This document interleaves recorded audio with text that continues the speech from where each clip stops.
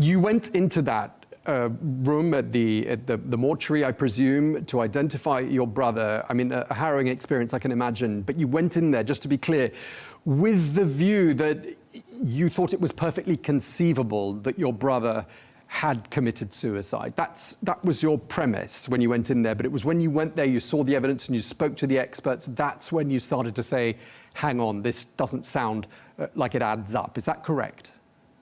Well, that's what they said. I had to identify his body. I was out of New York when I heard about his death. I was actually, the government said in their report that they notified me of his death.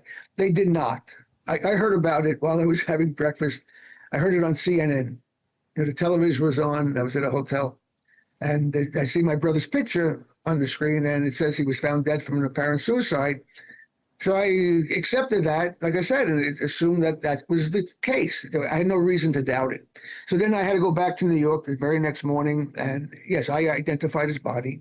And then they took him, they did the autopsy, and they came out, what was a couple hours later or something. And they said that they couldn't call this a suicide because it looked too much like a homicide. And that's when I started questioning. It wasn't me that started to question. It was the two highly qualified pathologists who said this doesn't look like a suicide.